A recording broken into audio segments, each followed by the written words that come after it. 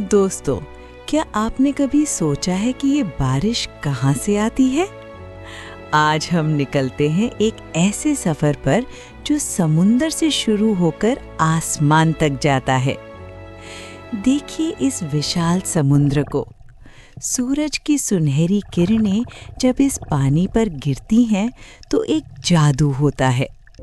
पानी गर्म होने लगता है।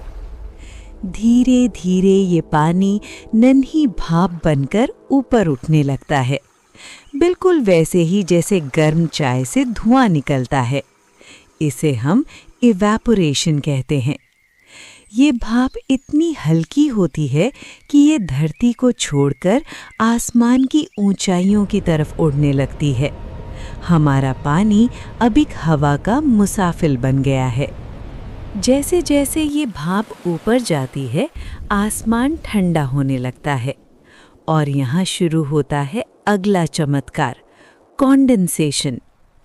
ठंड की वजह से ये भाप फिर से पानी की छोटी छोटी बूंदों में बदलने लगती है। ये इतनी छोटी होती हैं कि हमें दिखती भी नहीं, लेकिन जब ये करोड़ों बूंदें आसमान में धूल के कणों के साथ मिलती हैं तो ये बड़े बड़े सफ़ेद और नरम बादल बनाती हैं। देखिए ये रुई के गोले जैसे बादल, ये असल में पानी का एक घर है जो हवा में तैर रहा है। कितना सुंदर है ना? लेकिन सफ़र यहीं नहीं रुकता। जब और भी ज़्यादा भाप ऊपर जाती है तो ये बादल और भी घने होने लगते हैं। धीरे धीरे इनका रंग बदलने लगता है। सफ़ेद बादल अब गहरे नीले और काले दिखने लगते हैं। इसका मतलब है कि बादल अब बहुत भारी हो गए हैं। हवा अब इनका वज़न नहीं संभाल पाती। बादल अब इतने ठसाठस भर गए हैं कि वो फटने के लिए तैयार हैं। आसमान में हलचल बढ़ रही है, ठंडी हवाएं चल रही हैं और सूरज बादलों के पीछे छुप गया है। कुछ होने वाला है।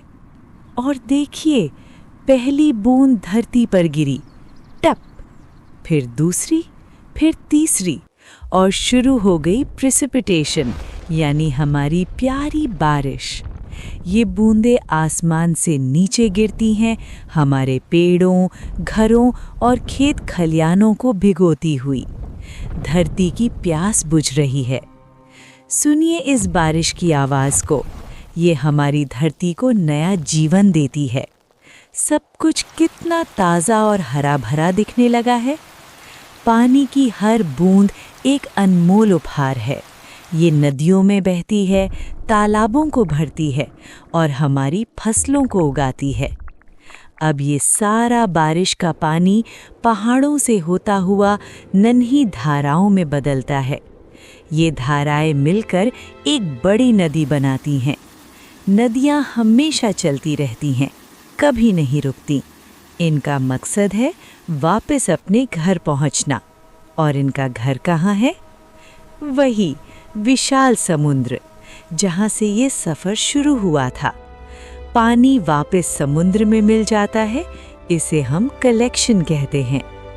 सूरज फिर निकलेगा, पानी फिर गर्म होगा और ये वाटर साइकिल फिर शुरू होगी। ये प्रकृति का एक कभी ना ख़त्म होने वाला सुंदर जादू है। अगली बार जब बारिश हो तो इस कहानी को याद कीजिएगा।